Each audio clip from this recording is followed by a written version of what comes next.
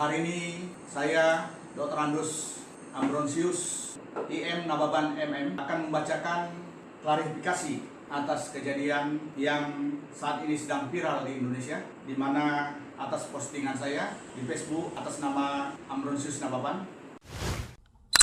Bismillahirrahmanirrahim. Assalamualaikum warahmatullahi wabarakatuh. Sahabat semua, akhirnya kita dengar permohonan maaf dari Ambronsius Nababan ya. Dan sayangnya memang tentu kita sebagai manusia secara umum, karena nampaknya beliau pun menyampaikan permohonan maaf kepada seluruh rakyat Indonesia, saya kira perlu kita maafkan. Tapi memang ada beberapa catatan penting yang juga harus kita berikan sebagai sebuah pelajaran untuk bangsa Indonesia ke depan, agar tidak terjadi lagi hal-hal yang seperti ini. Kita dengar tentu yang pertama dari media mainstream ya, yang kemudian itu menjadi seliweran di berbagai platform media sosial, kurang lebih tayangan 1 menit 50 detik. Beliau menyampaikan bahwa dia memberikan klarifikasi, bahkan sekaligus mempertanyakan. Dia katanya mengambil gambarnya dari copy paste dari yang lain ya. Bahkan disebut namanya, katanya Fatimah. Silahkan di googling saja kan. Dan dia pertanyakan kenapa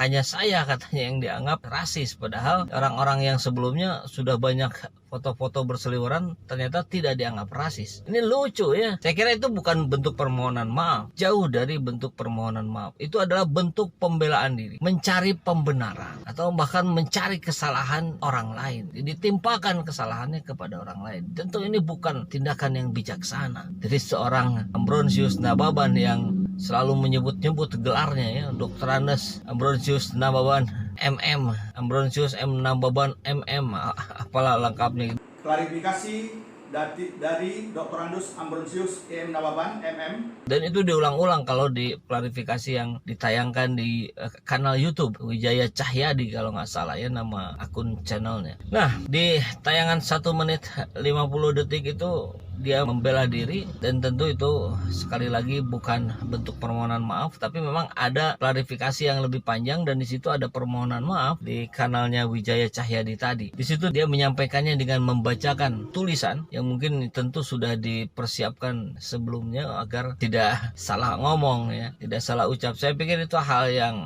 bisa kita maklumi bersama ya. Tapi sayangnya juga di 7 menit lebih, 8 menit kurang sedikit, bentuk klarifikasi itu masih banyak berkutat pada upaya-upaya dia untuk mencari pembenaran. Seperti misalkan ini bentuk kritik saya kepada Natalius Pigai. Hanyalah kritik untuk pribadi oknum tersebut dan bukan ditujukan ke masyarakat Papua. Kritik kok ke oposisi, Pak? Kritik itu ke penguasa. Kalau oposisi ya itu kan justru oposisi lah yang tugasnya mengkritisi. Bahkan orang-orang yang di internal kekuasaan pun kemudian mengkritisi kekuasaannya, itu namanya otokritik. Itu bagus. Tapi kalau sekarang kemudian oposisi yang dikritik, kan lucu gitu. Kritikan itu kan mau salah mau benar itu diterima, itu diakomodir, nanti kemudian dipilah. Ini kritik yang masuk akal, ini kritik yang tidak masuk akal, ini kritik yang harus ditindaklanjuti, ini kritik yang tidak perlu ditindaklanjuti. Kan begitu rumusan penguasa yang efektif ya. Dan tentu kita berharap efektivitas dari kinerja penguasa hari ini, dan kritikan adalah salah satu suplemen atau bahkan bisa menjadi obat untuk memperbaiki kinerja penguasa. Nah, tapi oke, sudahlah. Ambronsius Nababan mengkritisi Natalius Pigai. Itu pun bukan kritik, itu bulian.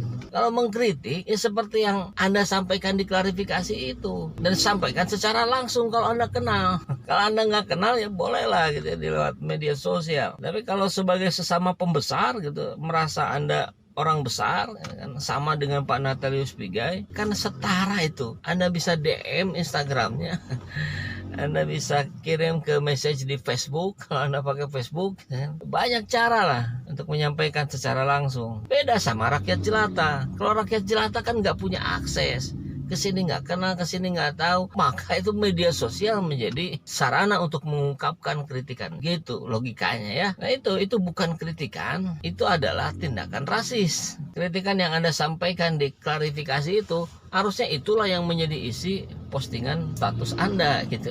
bukan menampilkan gambar dan kemudian menyinyir dengan cara yang sangat kejam. Itu lagi-lagi itu bukan kritikan, itu nyinyiran yang masuk kategori tindakan rasis. Mudah-mudahan Anda paham ya sampai di sini. Lanjut kemudian pada pernyataan Ambrosius Nababan yang mengatakan bahwa saya tidak mungkin melukai hati rakyat Papua. Apalagi saya sudah puluhan tahun. Saya di Papua sering juga bertarung, termasuk pernah caleg dari sana. Kan nggak mungkin mengkhianati atau menghina rakyat Papua kan? Itu jauh sekali lah. Apalagi melakukan rasis. Itu sangat tidak masuk akal. Nah, justru ini pendapat rakyat saja ya, rakyat jelata. Justru di titik itulah yang memungkinkan Anda menghina Papua sebetulnya. Ini dalam logika saya saja ya. Anda menghina, Anda ikut merendahkan masyarakat Papua karena Anda sudah nyalek di sana tapi gagal menjadi anggota dewan. Kan kemudian ada rasa kecewa, marah. Itu sebetulnya kan masih dalam batasan normal ketika itu tidak menjadi sebuah tindakan yang kriminal. Akhirnya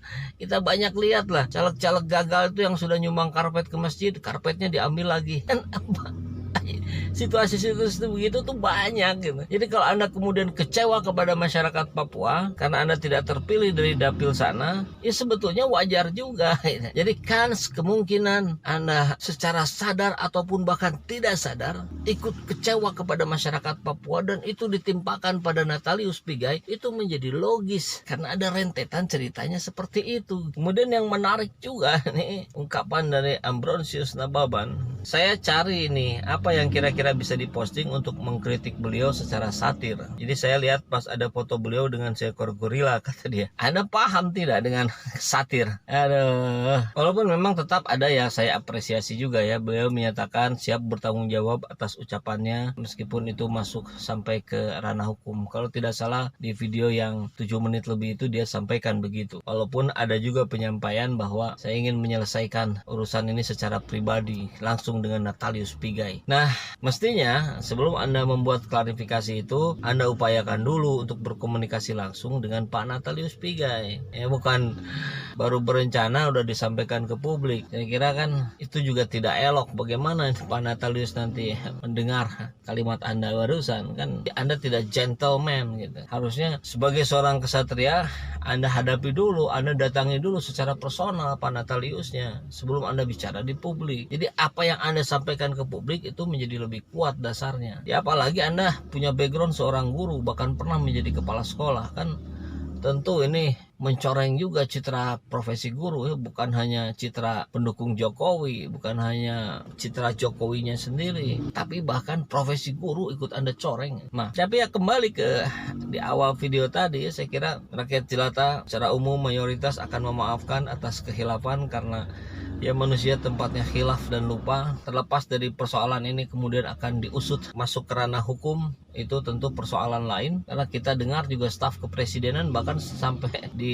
hari ini sudah berbicara gitu bahwa itu harus segera diproses oleh kepolisian. Dan sekali lagi saya kira seperti di video-video sebelumnya saya sampaikan berulang kali bahwa ya kami mohon buat sahabat-sahabat semua yang berada di Papua atau warga Papua yang berada dimanapun untuk mampu menahan diri, bersabar, karena ini segera diproses. Saya kira pemerintah dan aparat penegak hukum pun akan memprosesnya dengan cepat dan tegas. Jadi kita percayakan kepada aparat penegak hukum, tapi kita sekaligus pantau gitu. Kalau memang aparat penegak hukum di tengah-tengah kemudian menjadi tidak jelas penanganannya, maka itu yang harus kita dorong lagi. Saya kira itu fungsi dari partisipasi aktif rakyat jelata hari ini. Mudah-mudahan ke depan Indonesia semakin baik, jauh dari tindakan-tindakan rasis, dan tentu Papua akan tetap menjadi bagian dari Indonesia dan terus semakin membaik kondisinya sampai dengan tercapainya kesetaraan dengan wilayah-wilayah lain, terutama dengan Jawa. Salam Projamin. Projamin. Tahu. Projamin. Tahu. Projamin. Tok.